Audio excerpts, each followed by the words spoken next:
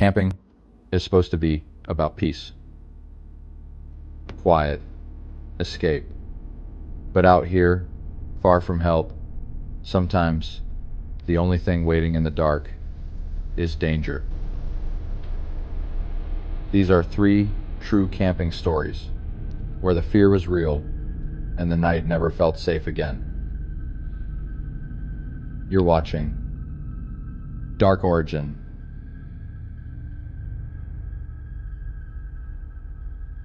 In 2021, my husband and I finally booked a dream spot at Boysen Reservoir in Wyoming, right on the beach, and far from everyone else. The spot was secluded, quiet, the kind of place where you could hear nothing but the water. That first evening, the sun went down and Wyoming transformed. It wasn't just dark, it was Wyoming dark, the kind of dark that swallows you whole. Not a single light for miles. No crickets, no wind, just silence. We were sitting by the fire when headlights appeared in the distance. A black SUV with tinted windows crawled down the dirt road toward us. My husband stood and waved, assuming maybe they were lost. They didn't wave back, didn't even slow down. They drove right past us, down to the beach, and sat there for 5 long minutes. No one got out. I stared at those dark windows, the way they reflected our firelight. My stomach tightened. My husband muttered, "Pack everything, now." I stuffed gear into bags while he kept his flashlight aimed toward the beach. He was convinced they'd dropped someone off. That feeling, that cold, prickling awareness that you're being watched, made the hair on my arm stand up. We got into the car. That's when the SUV came back. But this time, when they saw us leaving, they turned and started following. The roads out there aren't meant for speed-winding dirt tracks, potholes big enough to snap an axle. My husband's voice was tight. "I have to go fast. You good with that?" "Just go." We were doing 80 on washboard roads, bouncing in our seats, headlights from the SUV burning in the mirror. Every turn, every dip in the road, I was bracing for us to flip. We hit the canyon, a narrow pass where the road curves blind around rock walls. Their lights vanished.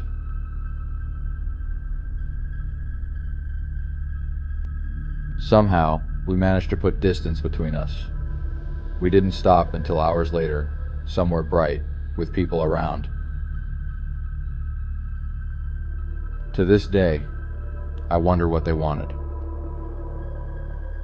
and how close we came to finding out.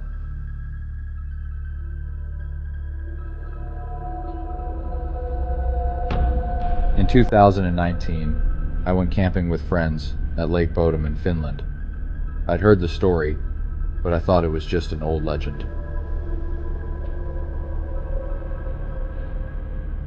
3 teenagers were murdered here in their tent. The killer was never caught.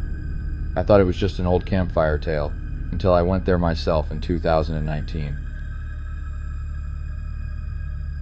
We set up camp close to the water. That first night, everything was quiet. Too quiet. Around 3 a.m., I woke up, no idea why, but I had the overwhelming feeling I wasn't alone. Then I heard it. Footsteps in the dirt. Slow, heavy, deliberate. They stopped right outside our tent. The thin fabric was the only thing between us and whoever it was. I could hear breathing, not the sound of someone winded or moving, just standing there.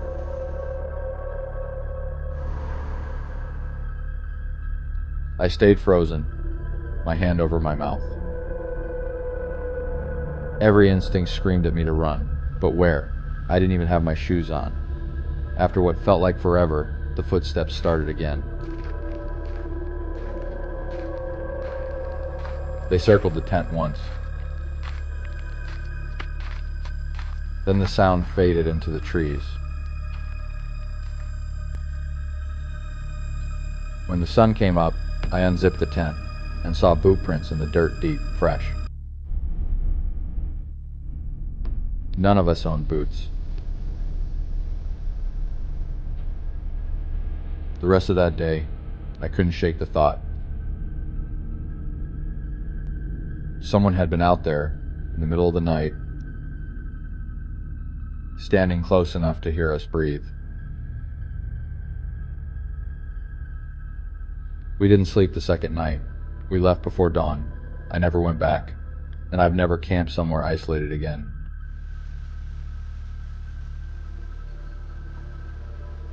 I was camping near a rock quarry in the Florida Keys in early spring. The ranger warned me they'd be burning off nearby trash that night, and I might want to move my tent back. I figured it was just smoke, no big deal. That night, I woke to a scratching sound.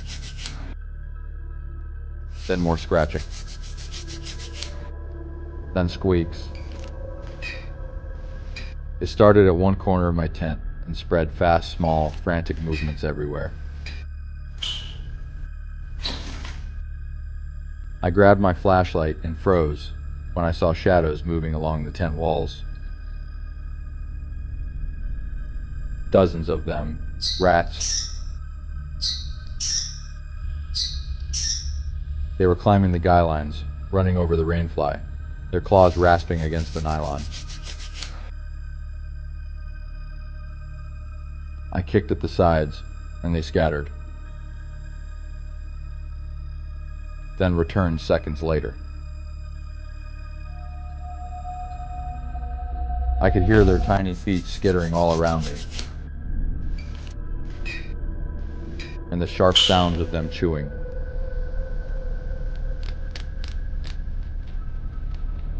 I spent the whole night sitting upright with the flashlight on, flinching at every sound. When daylight came, they were gone. I should have packed up right then, but I stayed. That night, it happened again, but worse. I could hear them trying to chew through the fabric.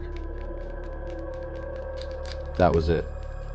I grabbed my bag, bolted to the car, and didn't stop driving until I hit the mainland. Later, I learned the burn-off had driven them out of their nests and into mine. I can't forget the sound of their claws on the tent.